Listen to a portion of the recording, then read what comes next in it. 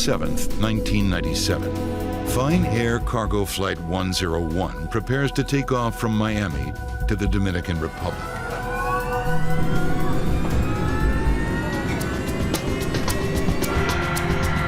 At 12:30 p.m., when Flight 101 taxis to its runway, First Officer Petrosky recites a familiar drill. Okay, standard Fine Air procedure. If there's a problem prior to V1, which is 130 knots, the pilot in command will abort the airplane. Treat anything after V1 as an in-flight emergency. Sounds good. At 12:34, the tower makes contact. Fine Air 101, fly heading 270, cleared for takeoff. Clear takeoff 27 right. Fine Air 101 heavy. Okay, 4 spooled and stable. Max power. Okay, coming up on 60 knots, power set. 80. V1, rotate. The plane lifts off the runway. Easy, easy, easy, easy, easy.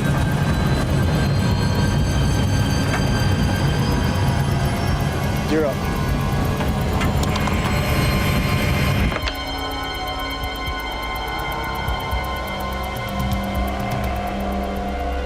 The air traffic controller is alarmed by what he now sees.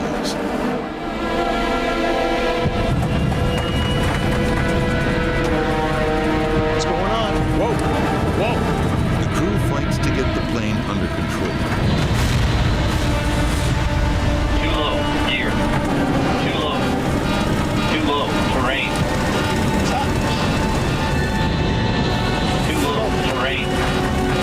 Pull up. No!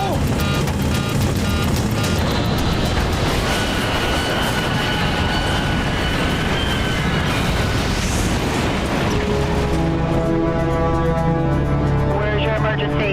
Yes, there's been a plane crash at 72nd and 25th. It's the unthinkable. A plane crash in the heart of Miami. The plane's 3-man crew and security guard are confirmed dead. Seatbelt, please. Thank you. Cathay Pacific Flight 780 is cruising at 38,000 feet over the South China Sea. Captain Malcolm Waters and his crew are nearing the end of a 4.5-hour flight from Indonesia to Hong Kong. 165 miles from Hong Kong Airport, the Airbus leaves cruising altitude and begins its descent. And then something goes wrong. The flight computer is alerting the pilots to a problem. Okay, let's see what we got. Engine 2 stalled. The plane's monitoring system indicates there's an issue with the right engine, engine number 2.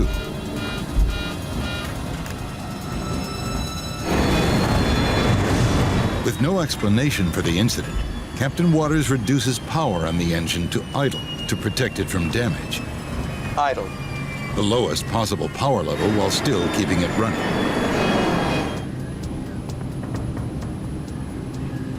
The pilots prepare to land the Airbus with only one engine. Everything is set for an emergency landing. But then, another alert and more vibrations. Engine 1 stalled. Engine 1 stall confirmed. Things have gone from bad to worse. The monitoring system indicates they've just lost the other engine, the one they were counting on to get the plane to Hong Kong. The monitoring system tells the pilots to put the malfunctioning engine number 1 into idle. They are a minute from touchdown. Then, another alert. It's overspeed. It's an overspeed warning. a signal the aircraft is flying too fast. Captain Waters can't figure it out. They should be slowing down. He rechecks the controls. Then he sees it. Engine number 1, which he throttled back minutes earlier, is still running at 74% power. High thrust, too high to land safely. Too low, terrain. Too low, terrain. Their speed is over 100 miles per hour faster than normal. So fast, the flight computer doesn't recognize that the pilots are trying to land. Captain Waters pushes the nose down, forcing the Airbus onto the runway.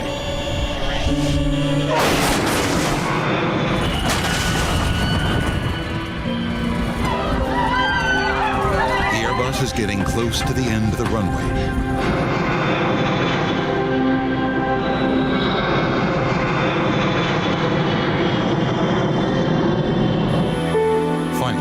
Aircraft comes to a halt just a short distance from the water's edge. They've used up more than 8,800 feet, over 1.5 miles of runway.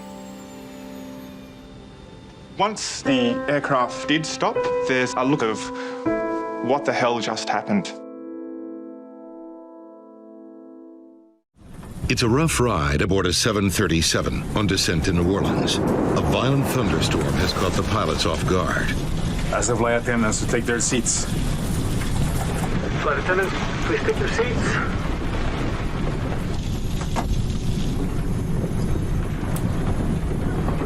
Suddenly, less than 17,000 feet from the ground, the flight becomes all the more terrifying. We've lost power on the engines. I've got nothing. The plane has enough speed to glide, but not for long. It will rapidly lose altitude as it does. The crew has only one option left. I guess I'm gonna have to make a ditching here, sir. They must take their chances and put the plane down on the water. Tackle 110, roger. Whatever you need to do, sir. And that was about the last communication with the tower. Then we were like 1,500 feet when that was going on. Dardano plans to put the plane down in the canal directly ahead of him. Okay. There. Put it down softly. The 737 can only stay in the air for another minute. As Dardano looks for a safe stretch of canal to drop the plane in, another option appears. Look at that one over there. And then Lopez saw the levee parallel to the canal that we were making the approach on. Can you put it down on the grass? Yes, boss. The levee is much shorter and narrower than a runway, but it looks safer than the water. That's where we're going to go in? You got it, my friend. Okay, put the gear down. All right. But Captain Dardano is still flying towards the water. To have any hope of landing on the levee, he needs to make a sudden and dramatic course correction. That requires a risky maneuver known as a side slip. So we just had to do a little bit side slip to get into position to make a perfect landing. It's a move meant for small planes and gliders, not a 47-ton Boeing 737. But it's a risk he has to take. Agarrate, papá. Only 700 feet separate the plane from the ground. Without engines, the pilots have no thrust reversers to slow the plane when it touches down. Dardano has an additional challenge. With only one eye, he's unable to gauge depth as he speeds towards the narrow rain-soaked strip of grass. There's a high cement wall in front of the levee and a steep embankment on the left. There may not be enough room to land. Watch out for the wing on that side. I see it. Come on. Aquí te tengo, baby. Aquí te tengo.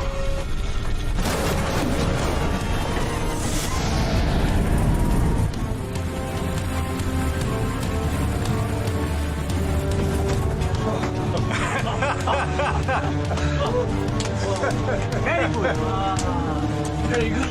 Very good, Charlie. El aterrizaje fue espectacular. El avión The landing was aterrizó. spectacular. The plane landed so smoothly. There wasn't even a bit of turbulence.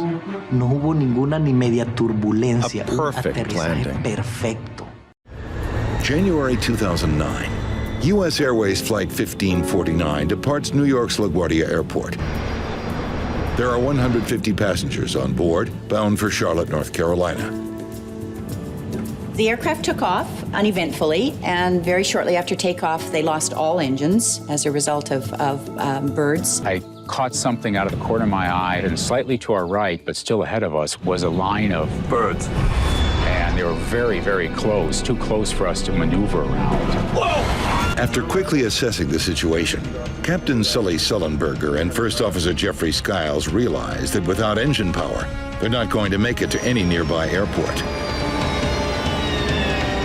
We're going to be in the Hudson.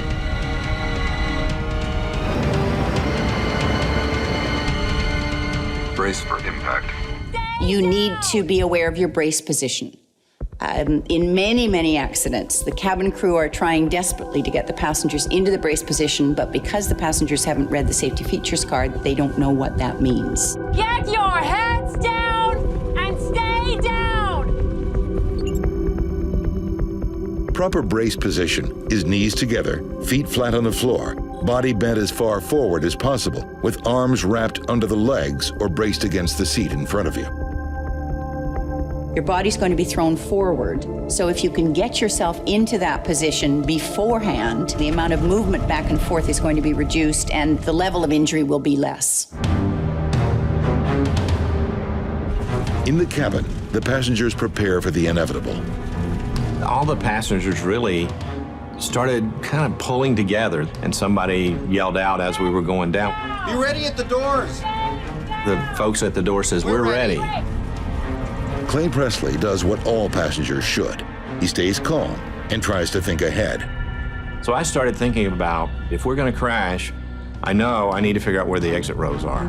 If the water comes in, you need to be able to hold your breath long enough to get to those 4 or 5 rows and get the doors open if you can. But before anyone can escape, they must first survive a high-speed impact. Looked like the airplane was going right for the bottom of the Hudson River. Then the airplane popped up, and it was just sort of gently rocking in the waves. In an instant, the $75 million plane has become an unlikely boat floating down the Hudson River. It's now filling with freezing water. That water was cold. It was very cold, so your feet are freezing. You land in the Hudson in the middle of the winter, the water is going to be very cold and you're going to suffer from hypothermia very quickly. Their feet and their hands will get numb. They're going to be useless. Passengers nearest the exits open the doors. I just jumped up very quickly and started making my way to the emergency door. And so I worked my way out onto the wing, just a few steps to start with. Fortunately, they had slide rafts rather than just slides, so what they were able to do was evacuate passengers into the slide rafts. In the end, all 150 passengers and the entire crew of Flight 1549 are brought to safety. Another example of how serious aviation accidents often end well. Asiana Flight 214 is nearing the end of an overnight flight from Seoul, Korea to San Francisco. Ben Levy is a frequent flyer returning home. I fly pretty often for business or visiting my family. I'm originally from France, and so, I fly long distance a lot. I fly in and out of SFO a lot. So I know the airport very well. Many of the other 291 passengers are Chinese, including a group of teenagers on their way to summer camp in the United States.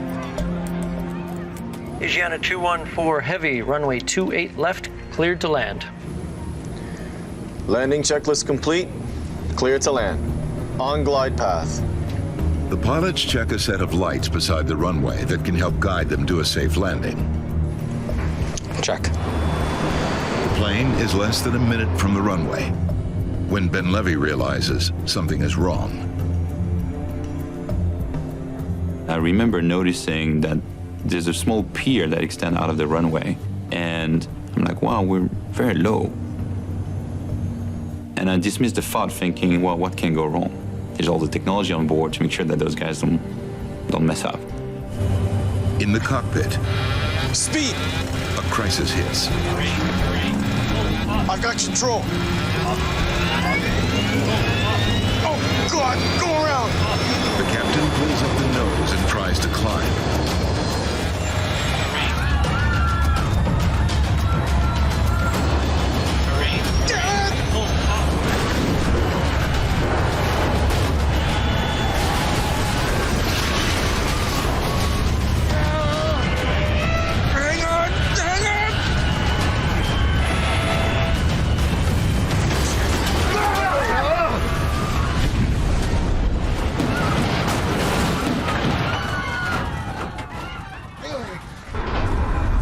Impact has torn the tail off the body of the plane. An engine is burning. If fire spreads to the fuel tanks, the plane could explode. Let's see if we can open this door. But getting down to the ground will not be easy. I'm expecting at that point to see a slide open, right? The whole like, hey, you open the door, the slide is gonna open, and there's no slide. Whoa. Okay. Help each other. Come on. Luckily, some crumpled pieces of the fuselage have formed a makeshift set of stairs. Ben Levy stays by the door to help the other passengers climb down. Come on. At San Francisco International Airport, runway 28L is a disaster zone. Fire crews battle to keep flames from consuming the fuselage of Asiana Flight 214. With rescuers now on board to help the injured, Ben Levy finally heads to safety.